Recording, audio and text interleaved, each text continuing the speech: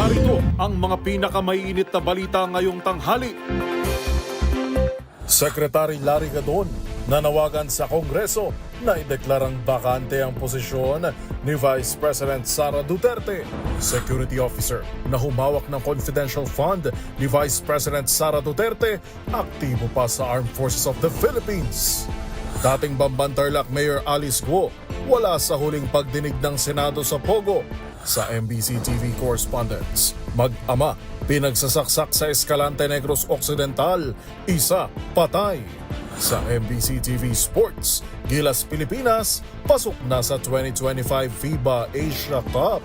At sa Showbiz Spotted, Neri Naig, inaresto umano ng Pasay Police dahil sa kasong may kinalaman sa negosyo.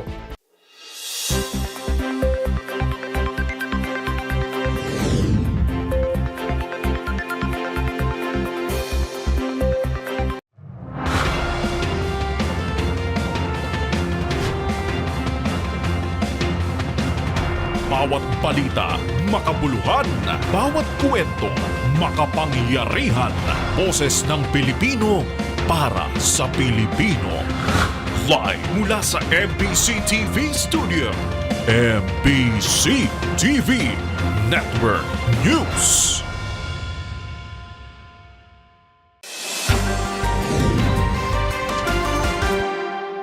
Pilipinas, una sa ating mga balita. Mentally incapacitated. Ganito inilarawan ni Presidential Advisor for Poverty Alleviation na si Larry Gadon, si Vice President Sara Duterte matapos ang kontrobersyal nitong pagbabanta sa buhay ng first couple at ng House Speaker. Ayon pa kay Gadon, sapat na itong dahilan para magbitiw ang bise sa kanyang pwesto. Ang mga detalye alamin sa report ni Kyle Bulyas. Dapat nang pababain si Vice President Sara Duterte sa kanyang pwesto. Ito ang paniniwala ni Larry Gadon na siyang kalihim ng Office of the Presidential Advisor on Poverty Alleviation.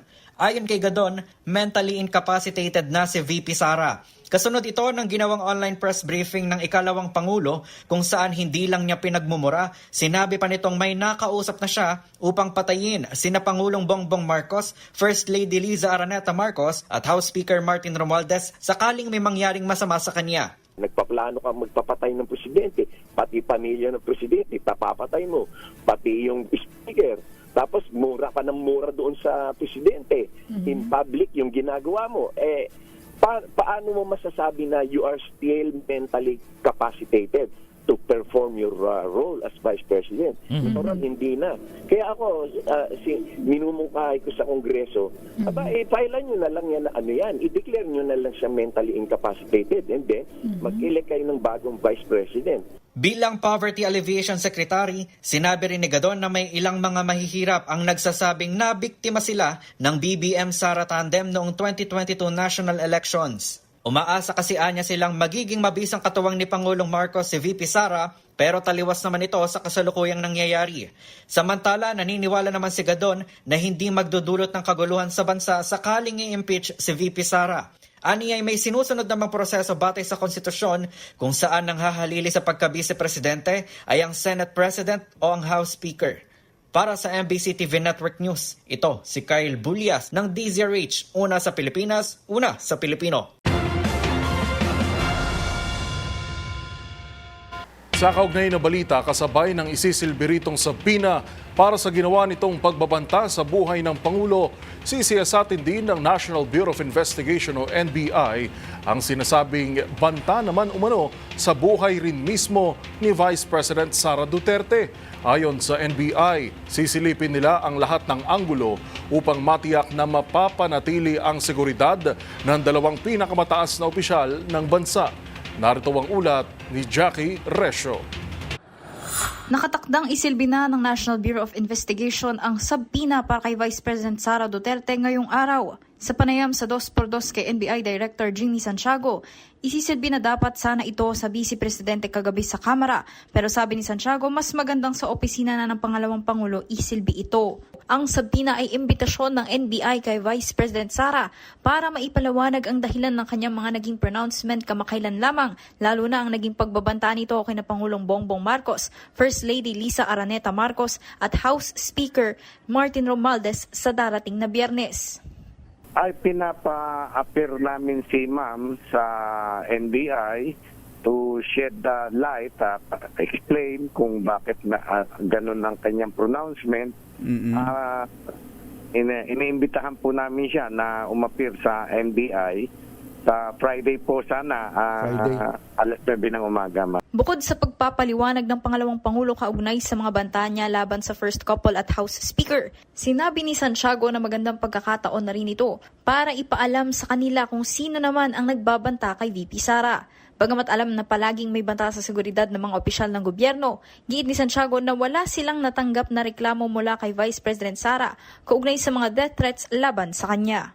Napakagandang pagkakataon po para at yung nare-reklamo niya na merong threat sa kanyang buhay. Malaman din namin. Kasi wala na complaint na isinampa siya na meron threat sa kanyang buhay. Lumalabas lang po ngayon yung kanyang threat against the life of the President, the First Lady, and the Speaker of the House. Tiniyak naman ng NBI na tinitignan na nila ang lahat ng anggulo kaugnay ng mga naturang banta para masolusyonan na ang mga ito. Para sa MBC TV Network News, ito si Jackie Resio, una sa Pilipinas, una sa Pilipino.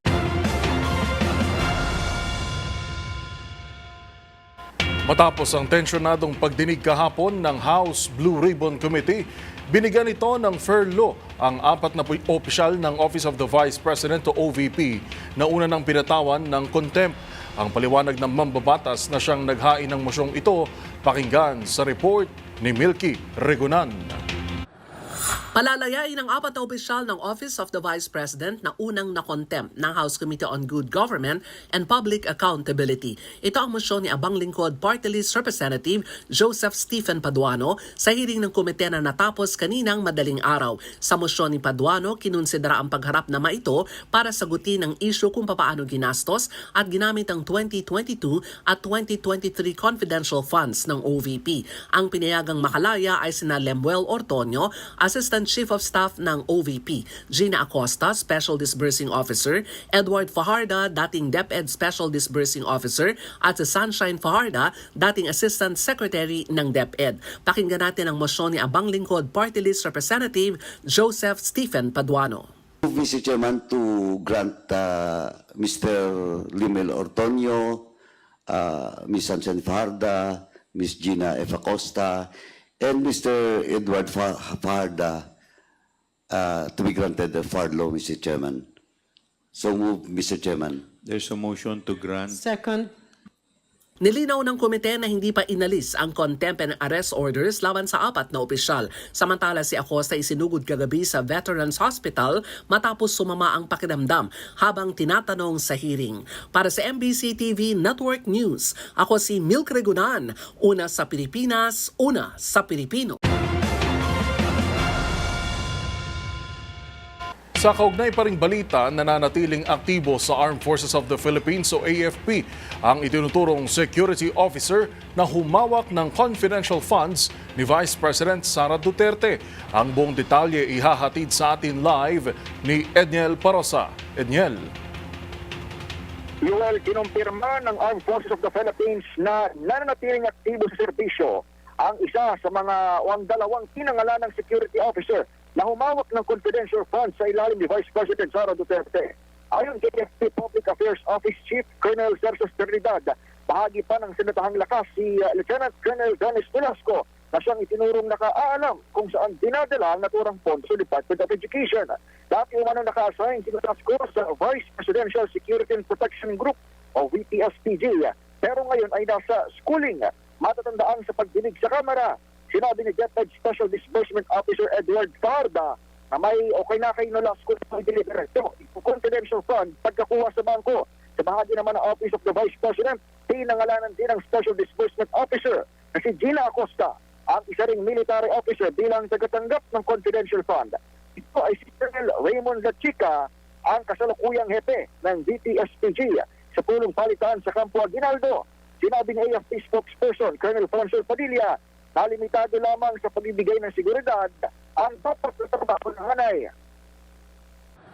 Ng Presidential Security Command is to protect the President and other dignitaries from harm and embarrassment. So yun po yung mission po natin, and that's the role that each of the personnel will play.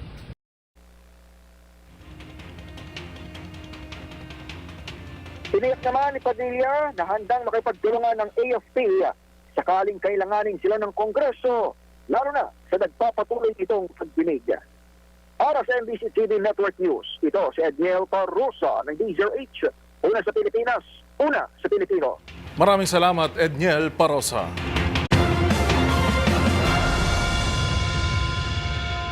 Sa iba namang mga balita, bigong sumipot si dismissed Banban Tarlac Mayor Alice Guo o Guo Huaping sa huling pagdinig ng Senado sa operasyon ng mga ilegal na Philippine Offshore Gaming Operators o POGO sa bansa.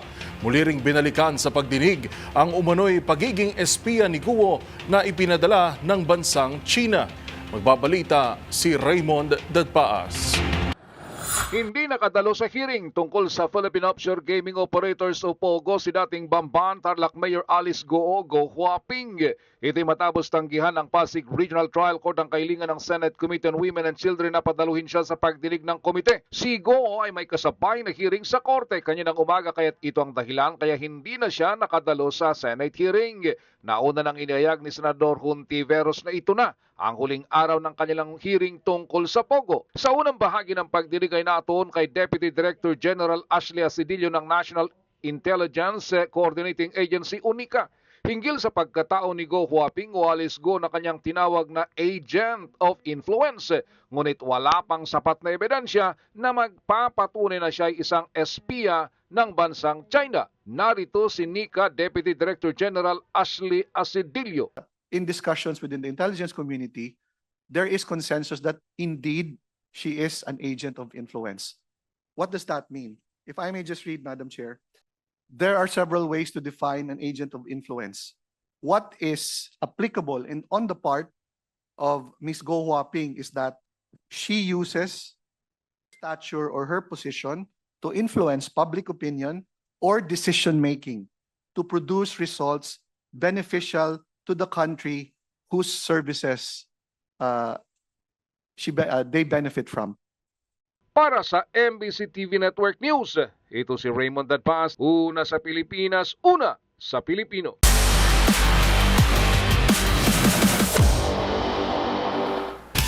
Sa mundo ng basketball, opisyal na na-secure ng Gilas Pilipinas ang ticket para sa 2025 FIBA Asia Cup na gaganapin sa Saudi Arabia. Yan ay matapos talunin ng New Zealand ang Chinese Taipei kagabi na siyang hinihintay lamang ng Nationals para formal na makuha ang pwesto sa Asia Cup. Ang mga detalye sa report na ito. Formal nang na-secure ng Gilas Pilipinas ang pwesto nito sa 2025 FIBA Asia Cup matapos dominahin ng New Zealand ang Chinese Taipei kagabi at 81-64 final score. Dahil sa panalong ito ng Tall Blacks sa qualifiers at sa malinis na rin na record ng Nationals with 4-0 sa una at ikalawang window, sigurado na ang paglipad ng Pilipinas sa Jeddah, Saudi Arabia sa susunod na taon. Pinangunahan ni dating Converge import Tomas Vodanovic ang New Zealand with 11 points, 5 rebounds and 2 steals. Habang nakapagtala naman ang guard na si Corey Webster ng 9 markers. Magugunitang sa kabila ng dominanteng pagkapanalo kontra Hong Kong noong linggo, kinailangan munang hintayin ng Gilas ang resulta sa laban ng New Zealand at Chinese Taipei para opisyal na masecure ang ticket sa Asia Cup. Sa kabila ng naturang kwalifikasyon, magbabalik aksyon pa rin ang Nationals sa Pebrero sa susunod na taon para sa ikatlong window ng qualifiers.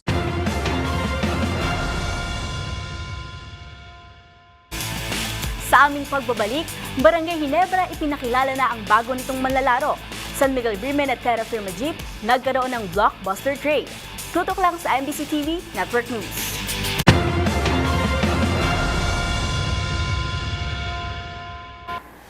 Narito pa ang mga balitang dapat niyong abangan. Pangulong Bongbong Marcos dumating na sa UAE. Pastor Apollo Quiboloy, ibabalik na sa PNP Custodial Center matapos makonfine. Sa MBC TV Global, 30 pilot whales na stranded sa isang beach sa New Zealand. Mga turista, bayanihan sa pagbabalik ng mga balyena sa dagat. Sa MBC TV Sports, Troy Rosario maglalaro para sa Barangay Ginebra. Terence Romeo, Vic Manuel, ililipat naman sa Terra Firma Jeep. At sa Showbiz Spotted, Taylor Swift humakot ng 17 nominations sa 2024 Billboard Music Awards. Iba pang nominado, kilalanin. Lahat ng yan sa pagbabalik ng MBC TV Network News.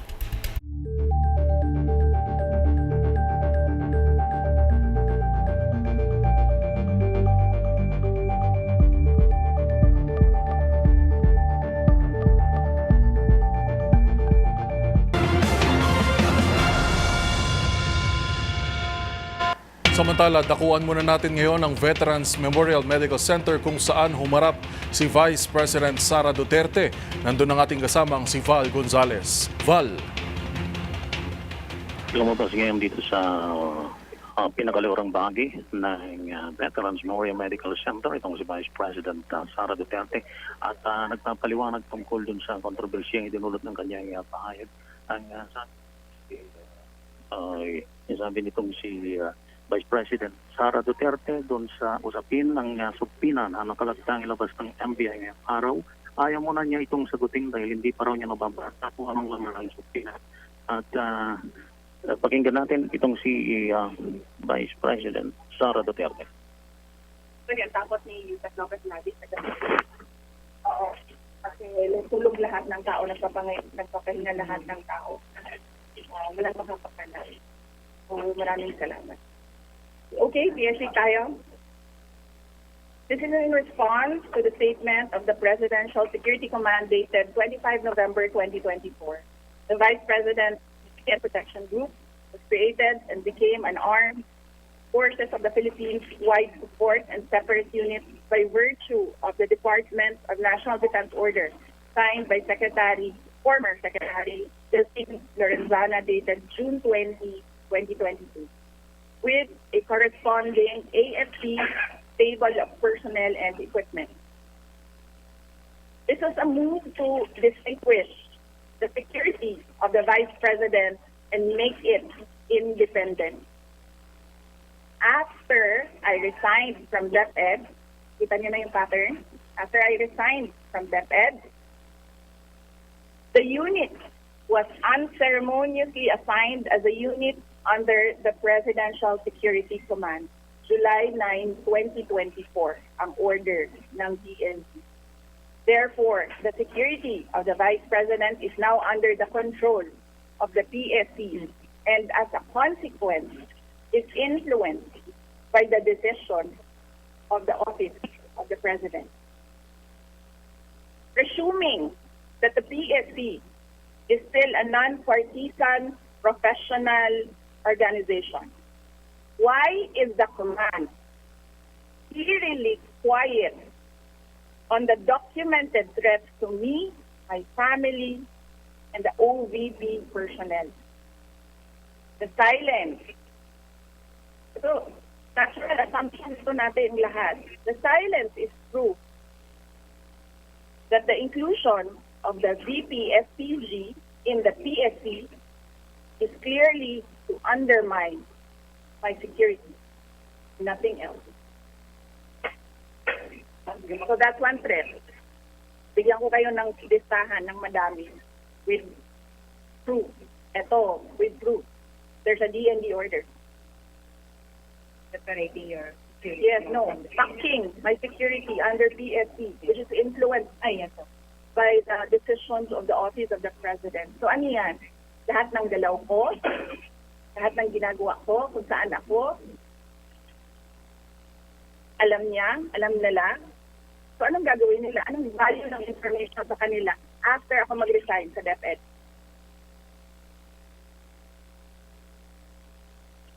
Before, when I was with DepEd and working to help the administration, wala namang ganun eh. Diba? Tapos pag mag-resign ka, ganito ang gagawin sa security mo. Imo-monitor ka. So that's one threat. So, I'm coming up with a list of threats, pero we'll take that up baka next week na. Kasi, tao lang po. Hindi kaya magsulat ng kayo, magaling kayo, mabilis kayo magsulat. Ako, kailangan ko. Are you saying that there is a threat for you to get Well, that is a possibility. You see what they're doing right now? That is an example. They are undermining my security. That is just from the PNP. Hindi ko pa dinidiscuss ang galing sa PNP. Diba? Ang i-intend ko kayo. Yung nagsabi sa'yo ng dalawang tao, anong klase threat naman yung sinabi sa'yo? Yung binari sa'yo? Hindi ko. Mahirap kasi mag-browse ngayon. Hindi ko maalala yung words na ginamit. I don't trust my memory. Pero in what manner ba? Assassination plot ba yun? Paano ba yun? Hindi, iba yung words na ginamit. No assassination. But the general message is threat to life. Oo, yan. Huwag niyo lang muna i-quote ha, kasi hindi ko maalala. I don't trust my memory right now, so I need to review the notes so that I can just verbatim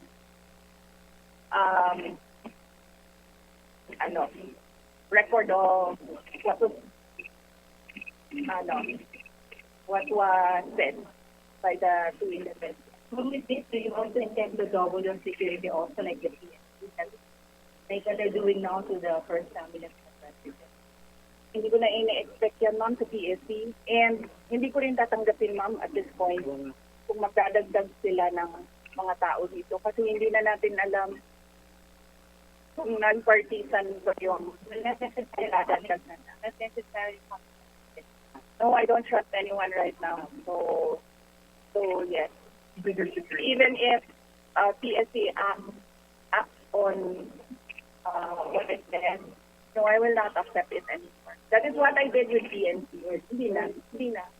Kasi hindi na natin alam eh. Baka igagawin pa yan nilang rason na maglagay ng mga tao dyan na katrabaho para sa kanila.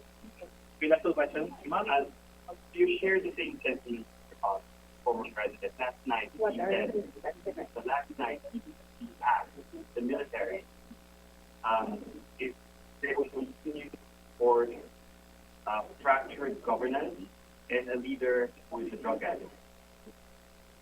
I agree. So, excuse me, sandali. I agree with fractured governance.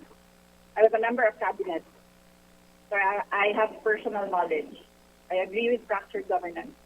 I agree with the assumption that he is a drug addict because he continuously refuses to do a drug test. Napakadali naman, di ba? Tulad ko, napakadali naman. Sinabi ko kaagad, gusto niyo ng neuropsychiatric test o kung ano bang hanyang test na gusto niyo i-take ko. Gusto niyo ulitin ko yung bar exam. At yan, gagawin ko. No questions asked. Gusto niyo ng drug test? Hindi, sabi ko, dagdagan ko pa ng drug test. Napakadali gawin sa akin yan. Ngayon kaagad na araw na ito kung natin yan. Pero, lahat, sabi ko nga, sisimulan namin sa Office of the Vice President ang drug test kaming lahat. Diba? So, dapat, ay lahat ng drug test na inaas. Lahat ng mga congressman ninyo, drug test nyo. So are you... Question for the military. No, I do not agree with that. So, as I said, i-qualify niyo yung answer ko. I agree with the fractured government. I have personal knowledge. I was a member of cabinet. I agree with the assumption of the drug addict. I think mine is assumption. I think the former president has evidence that he is a drug addict. So, pareho lang. Ma'am, are you Sabi ko nga, di ba, noong kailan ba yon nagsalita ako, sabi ko, dalawa lang naman hinihingi natin. Di ba? Politician, ibigay natin yung pangako natin sa mga tao. Di ba? Ako, bumoto ako. Kasi sinabi, 20 pesos ang per kilo ng bigas. And that would help so many families right now. Diba? Pangalawa, tingnan natin ang katinoan ng lahat. Pag-drug-test nyo din yung AFP. Pag-drug-test nyo din yung lahat ng AFP. But somehow, hanggang ngayon, OVP pa lang din ng papadrug-test. I wonder why. No, hindi ako tao na nagpapa-areglo. Saka hindi ako tao na nabibili ng pera. Are you a threat now to national security? Am I a threat to national security? What they are doing to me is a threat. Sagot ko yan sa NSP. Mamaya, bukas. Nabanggit ko yung may binigay sa inyo sa First Lady. Para saan ba yun? Ano ang purpose ng millions na yun? Yes, I'm waiting for that question to come up in the committee hearing. So let's wait for that question to come up in the committee. Yes, I'm free on Friday. Tomorrow I'll be in Basilan, and then Thursday I'll be in Lingayen, Pangasinan, and then Friday You're ready to answer all these questions? I will answer my questions because I need to be there to help the other OVP personnel. They have expressed that they feel safer and they feel more comfortable if I am with them. But I will not be recognized if I don't take my oath. So I am forced to take my oath and answer questions under oath because I cannot take care of the OVP personnel. For example, spent within a matter of 11 days, or there have questions about the will you explain all those? Dabayanan po ang kabuuan ng balitang yan sa pagtutok pa rin ni Val Gonzales sa pagsasalita ngayon ni Vice President Sara Duterte sa Veterans Memorial Medical Center.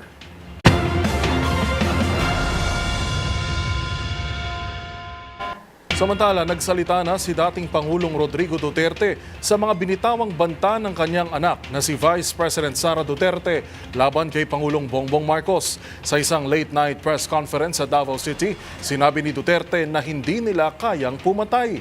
Sabi pa ng dating Pangulo, in full faith siya kay VP Sara na malalampasan ang kinakaharap na mga issue dahil isa siyang Duterte.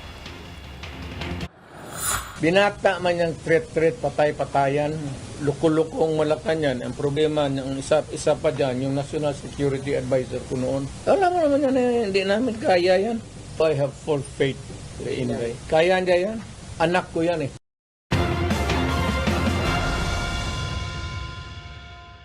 Sa iba pang balita, inaasahang ibabalik na bukas sa PNP Custodial Facility si Kingdom of Jesus Christ leader Apollo Kibuloy na ngayon nakakonfine sa Philippine Heart Center.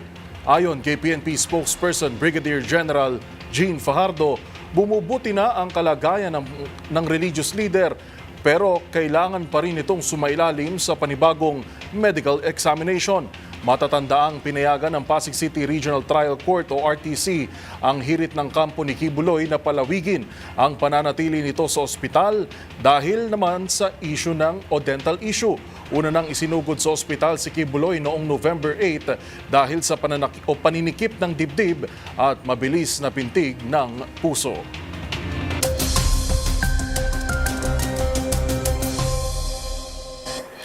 Pilipinas, northeast monsoon o hanging amihan pa rin na tuloy na bumubugso at nakakaapekto ng Northern Luzon.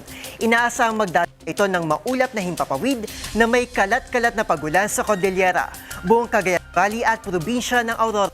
Samantala, Intertropical Convergence Zone ITCZ pa rin ang nagdudulot ng masungit na panahon sa halos buong Mindanao.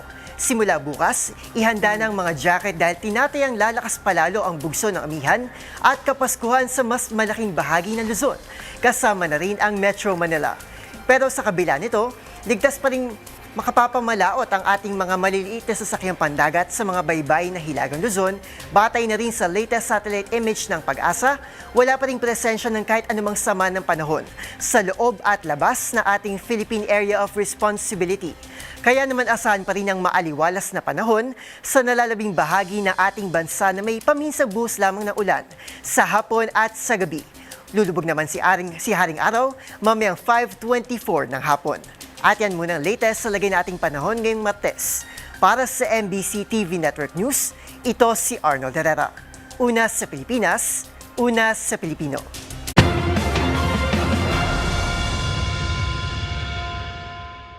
Nakatakda naman maglunsad ang Department of Agriculture o DA ng 179 halos 180 kadiwa ng Pangulo stores bago matapos ang taong 2024.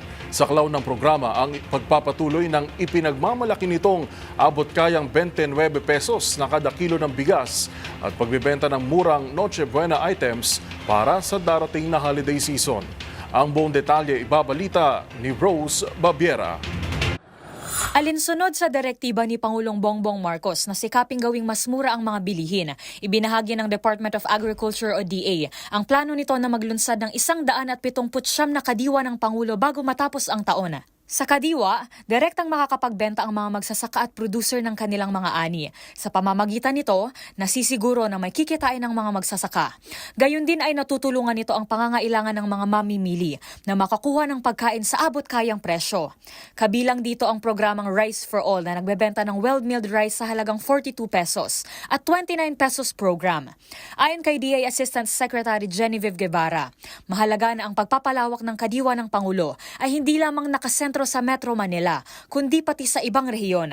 Bukod sa expansion ng kadiwa ng Pangulo, target din ng kagawaran na makakuha ng 45 sasakyan na magagamit ng 32 kadiwa on wheels. At sa papalapit na Pasko, nangako naman ng DA na makakabili ng mas murang Noche Buena items ang mga publiko sa kadiwa. Dagdag pa rito, ibinahagi rin ni Guevara na may malalaking kumpanya at restaurant na lumalapit sa kanilang opisina upang makipag-partner. Nais nitong kumuha ng mga supplies sa kanilang mga negosyo, direkta mula sa mga magsasaka sa pamamagitan ng kadiwa. Sa kalagitnaan ng 2025, target ng DA na makapaglunsad ng 300 kadiwa ng Pangulo Center at 1,500 naman sa pagtatapos ng Administrasyong Marcos. Para sa MBC TV Network News, ito si Rose Babiera. Una sa Pilipinas, una sa Pilipino. Naitala naman sa Central Beirut sa Lebanon ang pinakamalakas na pagsabog mula sa pambobomba ng Israel sa kabila naman ng inihaing warrant of arrest ng International Criminal Court o ICC sa lider ng dalawang bansa. Tila wala pa ring aksyon at pagbabago sa nangyayaring gulo. Yan at iba pang mga napapanahong balita mula sa iba't ibang panig ng mundo sa loob ng 1 minuto sa Global Headlines Report ni Rovic Manuel. Balita mula sa Lebanon, umabot na sa 29 bilang ng mga nasawi, kabilang na ang mga inosenteng bata at matatanda sa isa sa pinakamalakas na pambobomba na isinagawa ng Israel sa Central Beirut sa Lebanon. Sa kabila ng paghahain ng warrant of arrest ng International Criminal Court o ICC laban sa mga lider ng dalawang bansa, nananatili pa ring walang pagbabago sa sitwasyon ng gera. Samantala, balita naman mula sa Serbia, nagkainitan at nauwi pa sa kaguluhan ang mga mambabatas dahil sa pagtuturoan sa nangyaring insidente ng pagguho ng isa sa mga train station sa kanilang bansa, kung saan umabot sa 15 ang naitalang nasawi sa trahedya habang 2 naman ang sugatan. Sa iba pang balita, na-stranded naman ang nasa 30 pilot whales sa Ruakaka Beach sa New Zealand at 4 nga sa mga ito ang binawian na ng buhay. Agad naman umaksyon ng mga turista sa naturang beach at isa-isang binuhat ang mga balyena para tulungang makabalik sa karagatan. At yan ang 1 minutong hatid ng mga pinakamaiinit at napapanahong balita sa iba't ibang panig ng mundo. Para sa MBC TV Network News, sa ngalan ni James Galange, ito si Rovic Manuel. Una sa Pilipinas, una sa Pilipino.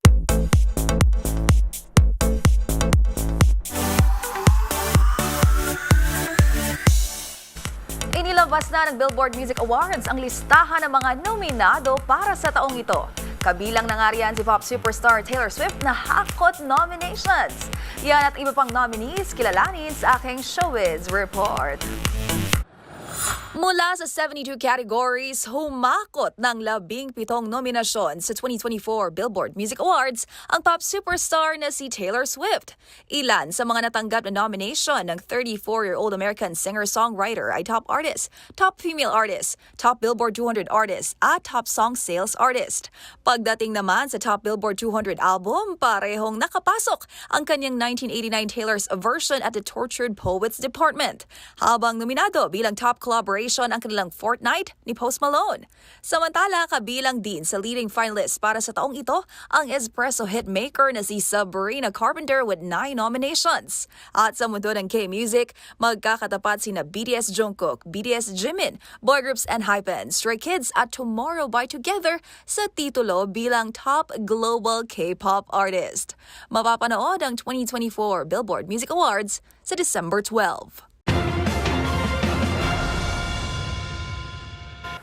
At sa aking pagbabalik, aktres at negosyanteng si Neri Naig Miranda, napaulat na inaresto? Manatiling nakatutok dito lang sa MBC TV Network News, BRB.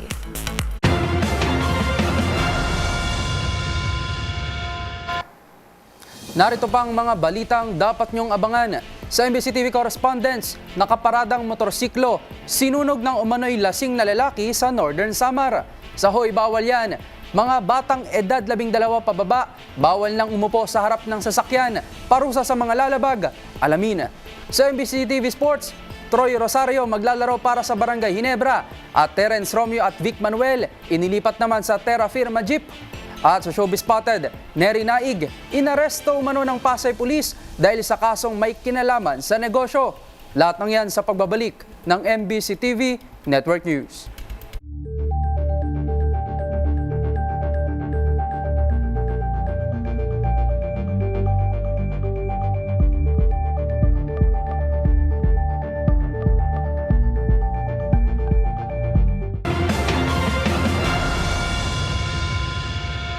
Lumapag na si Pangulong Bongbong Marcos sa United Arab Emirates para makipagpulong kay UAE President Sheikh Mohammed bin Zayed. Pakinggan natin ang mga pinakahuling update sa pagbisita ng Pangulo sa live report ni Ms. Leth Narciso. Ms. Leth. Nasa Abu Dhabi na si Pangulong Ferdinand Marcos Jr. para sa kanyang isang araw na working visit. Nakatakdang makipagpulong ang Pangulo kay United Arab Emirates President Sheikh Mohammed bin Zayed Al Nahyan na asang personal na pasasalamatan ni Pangulong Marcos ang UAE President sa kabutihan nito sa Pilipinas. Matatandang isa ang UAE sa agarang nagpaabot ng tulong sa bansa matapos manalasa ang bagyong Karina at Habagat noong Agosto. Hunyo naman noong nakaraang taon nang gawaran ng UAE government ng pardon ang 3 Pinoy kabilang ang 2 nasa death row. At nito lamang Oktubre, 143 Pilipino pa ang ginawaran ng pardon sa ilalim ng amnesty program ng UAE. May meeting rin si Pangulong Marcos sa UAE Vice President and Prime Minister Sheikh Mohammed bin Rashid Al Maktoum. Si First Lady Liza Araneta Marcos, sasaksihan naman ang paglagda sa kasunduan ng National Commission for the Culture and the Arts at ng Ministry of Culture of the UAE para sa kooperasyon sa sektor ng kultura. Para sa MBC TV Network News, si Leth Narciso, una sa Pilipinas, una sa Pilipino. Maraming salamat, Ms. Leth Narciso.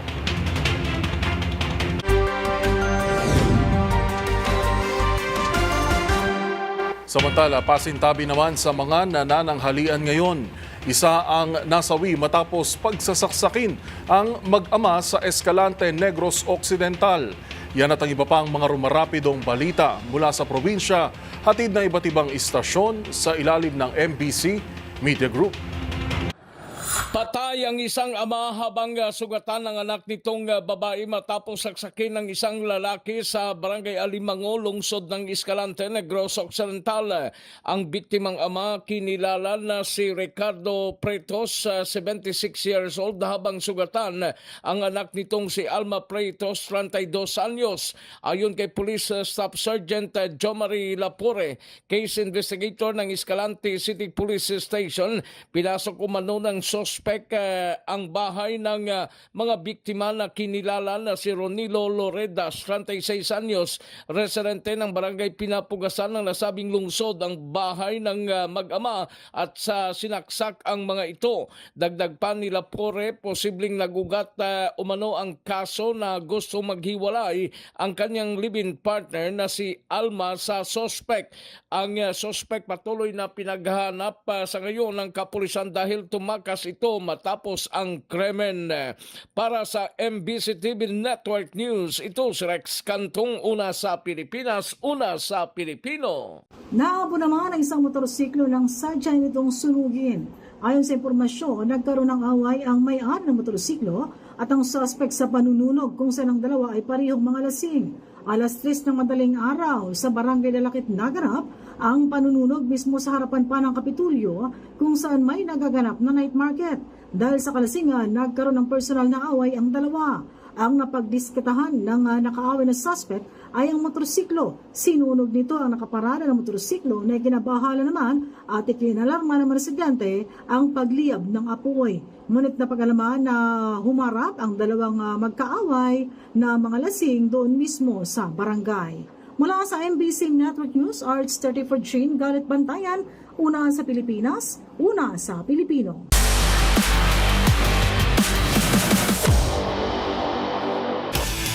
Sa mundo pa rin ng basketball, ilang araw na lang bago ang PBA Season 49 Commissioner's Cup, nagkaroon ng balasahan sa lineup ng San Miguel Beermen at Terra Firma Jeep. At yan ay matapos ang blockbuster trade na kinabibilangan ng ilang veteran players, habang inununsyo na rin ang opisyal na paglalaro ng forward na si Troy Rosario para sa Barangay Ginebra. Ang mga detalye tutok sa report na ito. Bagong weapon ang idinagdag ng Barangay Ginebra sa kanilang lineup para sa paparating na PBA Season 49 Commissioner's Cup. Maglalaro na para sa Gene Kings ang dating Blackwater bossing at unrestricted free agent na si Troy Rosario. Suot ang jersey number 1, pupunan ng 32-year-old veteran forward ang frontcourt ng kupunan, matapos ang iniindang injury ng big man na sina Isaac Go at Jamie Malonzo. Maganda ang naging record ni Rosario sa Governor's Cup, posting 13.5 points, 6 rebounds, and 1.4 assists sa 10 laro nito sa Blackwater. Samantala, isang blockbuster trade naman ang naganap sa pagitan ng San Miguel at Terra Firma. Ipinadala ng Beermen ang mga long-time player nito na sina Terence Romeo at Vic Manuel bilang kapalit nila Wami Chongson at Andreas Kahilig. Ang naturang deal ay opisyal ng inaprubahan ng PBA kahapon araw ng Lunes. Dahil dito, natuldukan na ang 5 taong paglalaro ni Romeo sa kupunan kung saan niya nakuha ang 3 PBA title. Habang dito naman nagtatapos ang 3 taong paglalaro ni Manuel para sa prangkisa. Dadatnan ng 2 magkahalong veterans at young guns ng Terra Firma, kabilang na sina Stanley Pringle, Christian Standhardinger, Aldres Ramos, Kevin Ferrer at Kemar Carino.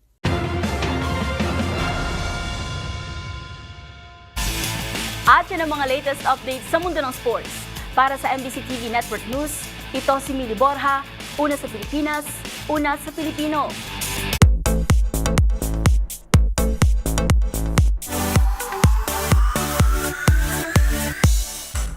Usap-usapan ang pumutok na balita tungkol sa aktres at negosyanteng si Neri Naig Miranda. Ang misis kasi ng bokalista ng parokya ni Edgar na si Chito Miranda, inaresto umano ng Pasay City Police. Narito ang report. Dahil umano sa kasong may kinalaman sa negosyo, inaresto raw ang aktres at negosyanteng si Neri Naig Miranda. Ito ay batay sa inilabas na vlog ng entertainment columnist at talent manager na si OG Diaz. Sa natanggap nilang impormasyon, nangyari raw ang sinasabing pang-aresto ng Pasay City Police sa misis ng bokalistang si Chito Miranda noong November 23. Matapos daw itong lumabag sa Section 8 ng Republic Act No. 8799 o Registration of Brokers, Dealers, Salesmen, and Associated Persons. Sa ngayon, hindi pa anya malinaw kung ano ang eksaktong dahilan at kung sino ang nagsampa ng reklamo. Wala pa namang inilabas na pahayag ang kampo ni Neri tungkol dito. Batay naman sa huling post na shinare ni Chito Laman, ang celebration ng 8th birthday ng kanilang anak, makikitang present dito ang kaniyang may bahay. Bukod sa mga kainan, ilan pa sa mga napaulat na negosyo ni Neri na kilala rin sa kanyang #wais na misis, mayroon din itong salon, Very Neri Slipper brand at mga paupahan.